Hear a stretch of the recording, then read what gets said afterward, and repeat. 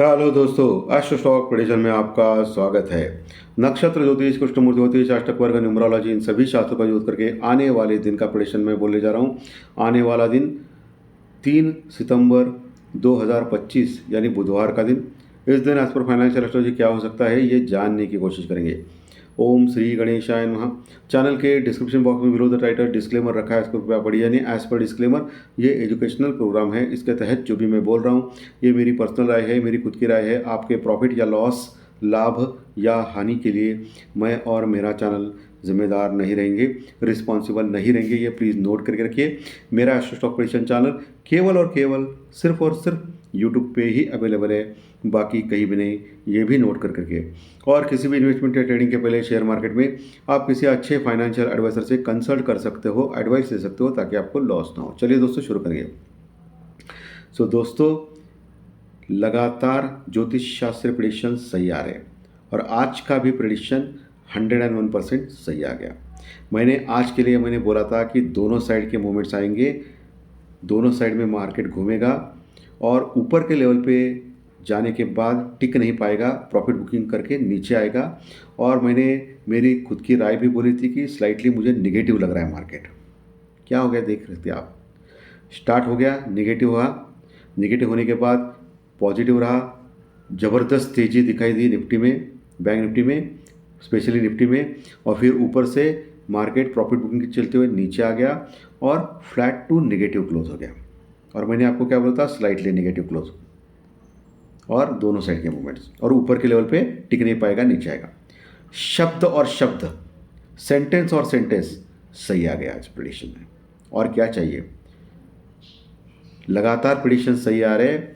और advance 3 days ज्योतिष शास्त्र प्रेडिक्शन जो आपको मालूम है कार्यक्रम, उसमें लगातार लोगों को फ़ायदा हो रहा है। इसका बहुत ही अच्छी बात है। ये मेरे वीडियोस आप लोगों को कुछ ना कुछ फ़ायदा करके देते हैं, ये बहुत ही बड़ी बात है। और यह आप लोगों को हेल्प होती है इससे ट्रेडिंग में। और क्या चाहिए मुझे दोस्तों। निफ्टी लगभग 45 पॉइंट यानी 45 पॉइंट माइनस में क्लोज हो गया, फ्लैट टू निगेटिव। कहाँ क्लोज हो गया, निफ्टी क्लोज हो गया 24,600 के नीचे, 580 के पास, 24,580, 24,580 के पास। और वही बैंक निफ्टी क्लोज हो गया 53,660 के आसपास, 53,660 के पास, लगभग 340 पॉइंट माइनस, 340 पॉइंट माइनस। पिछले कई दिनों से नहीं, कई हफ्तों से लगातार HDFC बैंक निगेटिव चल रहा है, इसलिए मार्केट कंटिन्यूस नीचे आ रहा है बैंक निफ्टी का indexes. Okay, so bank Nifty आज 340 पॉइंट माइनस में क्लोज हो गया 53,660 के पास। सो आगे क्या, कौन से लेवल्स इंपॉर्टेंट हैं इसमें। निफ्टी में आपको एक ही ध्यान में रखना है, 24,500 का लेवल, 24,500 का लेवल टूटना नहीं चाहिए निफ्टी में। टूट गया तो फिर बड़ी गिरावट निफ्टी में जो 24,400 तक लेके जा सकती है निफ्टी को, 24,400 तक। ऊपर का लेवल कौन सा इंपॉर्टेंट है निफ्टी में, ऊपर का लेवल है 24,650, उसके बाद 24,700 और 24,750। हर 50 पॉइंट के पास एक रजिस्टेंस रुकावट लेवल रहेगा निफ्टी में।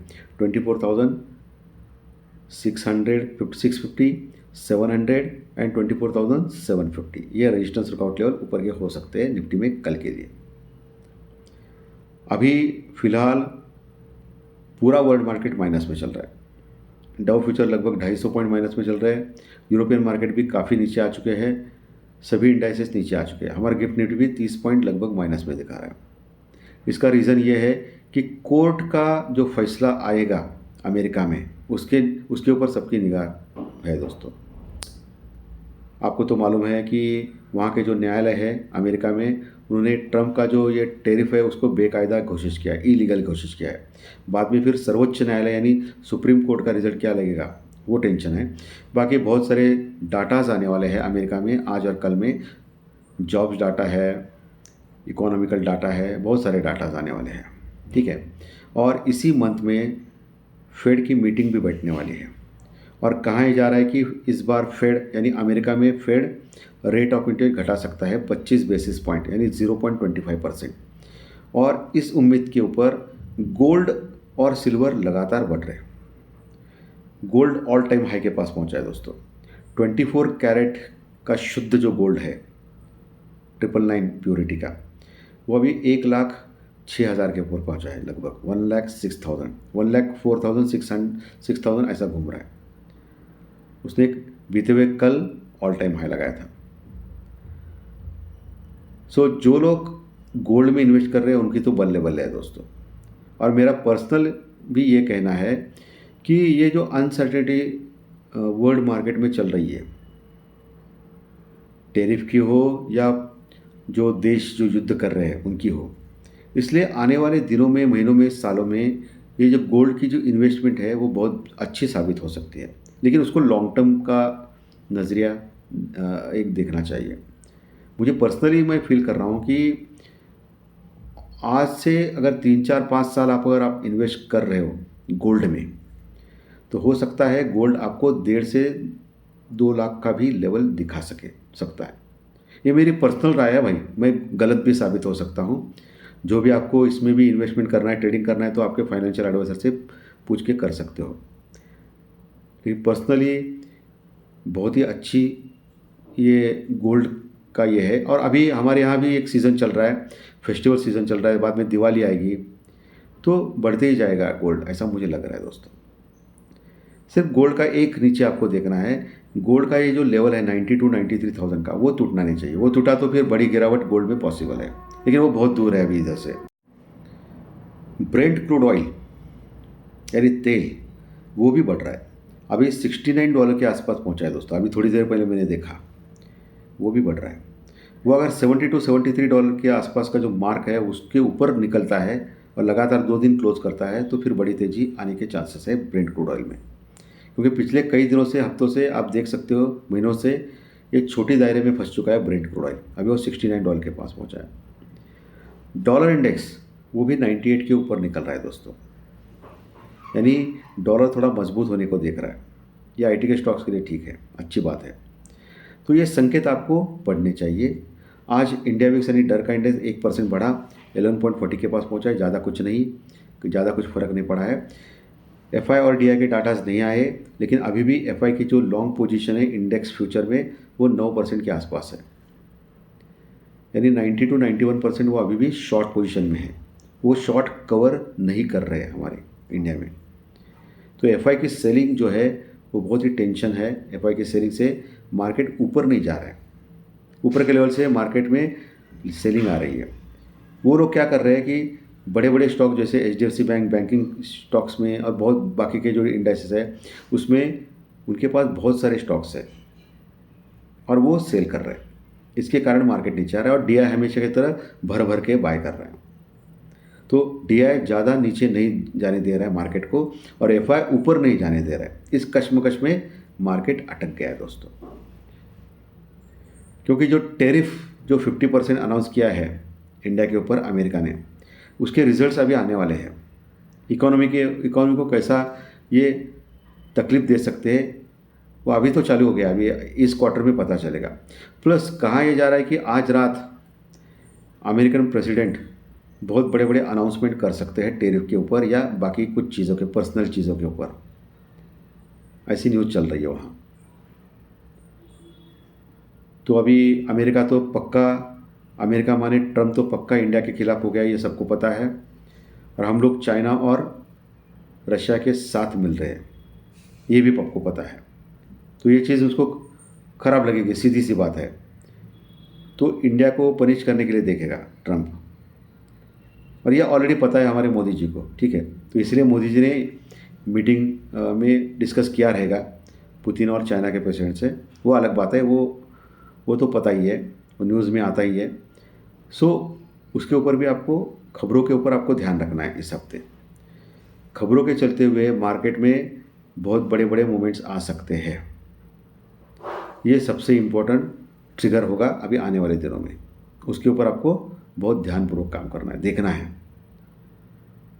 Proper stop loss, proper hedging करके ही निकलना है, नहीं तो कैपिटल ज़ीरो होने के चांसेस ज़्यादा है मार्केट में, ये आपको ध्यान में रखना है।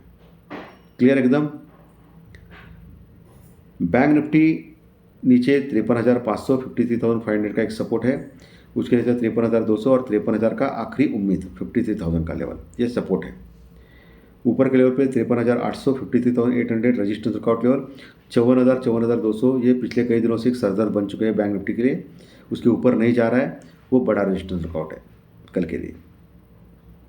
चलिए अभी ज्योतिष शास्त्री प्रेडिक्शन के ऊपर आते हैं। तो कल तारीख जो है वो तो पता है आपको, 3 सितंबर। 3 तारीख एज पर न्यूमरोलॉजी बृहस्पति का दिन है, गुरु महाराज का दिन है, और कल है बुधवार। बुधवार ये बुध का दिन है, तो एज पर न्यूमरोलॉजी तो ये खराब है। सुबह 9:15 बजे as per KP chart, Krishnamurthy ज्योतिष चार्ट, कन्या लग्न की कुंडली है। चंद्रमा आपको दिखेंगे धनु राशि में, पूर्वाषाढ़ा नक्षत्र में, शुक्रदेव के नक्षत्र में। यहाँ चंद्रमा के ऊपर शनिदेव की दृष्टि है, चंद्रमा के ऊपर गुरुदेव की दृष्टि है, और चंद्रमा शुक्रदेव के नक्षत्र में है। यानी पॉजिटिव नेगेटिव दोनों चीज़ें मार्केट में दिख रही है, योग हो रहे हैं। तो ऐसे में जैसे मैंने कल बोला था उसके थोड़ा सा विपरीत है।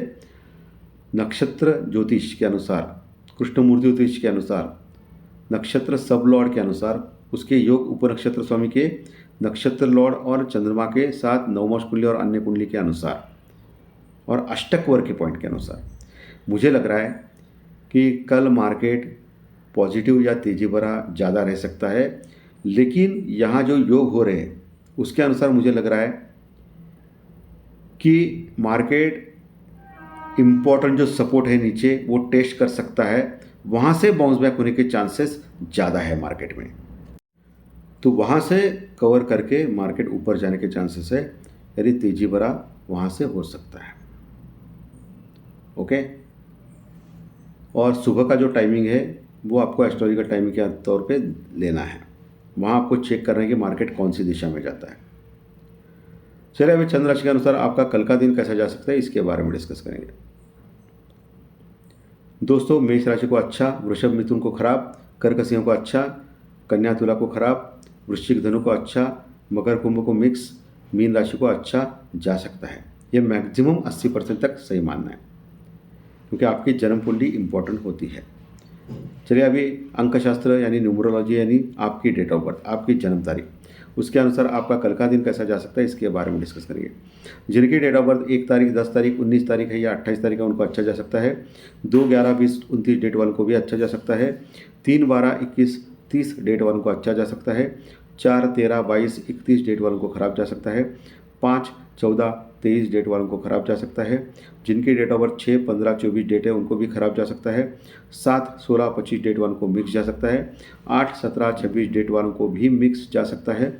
जिनकी डेट ऑफ बर्थ 9 तारीख, 18 तारीख या 27 तारीख है उनको अच्छा जा सकता है। अच्छे रिजल्ट्स के लिए चंद्र राशि के रिजल्ट्स और डेट ऑफ बर्थ के रिजल्ट एक साथ लेके दोनों अच्छा तो अच्छा, दोनों खराब तो खराब, एक अच्छा खराब तो मिक्स जा सकता है। जाने वाला ऐसी कोई भी गारंटी चैनल के ऊपर नहीं मिलती है। तो दोस्तों, आज का विश्लेषण अगर अच्छा लगा तो लाइक दबाइए, कमेंट बॉक्स में कमेंट लिखिए, और जो नए दर्शक पहली बार चैनल देख रहे वो सब्सक्राइब बटन जरूर दबाएं, ताकि आपको आने वाले सभी वीडियो इसी चैनल के ऊपर सिर्फ और सिर्फ यूट्यूब के ऊपर जरूर देखने मिलेंगे। धन्यवाद, फिर मिलेंगे। Thank you very much.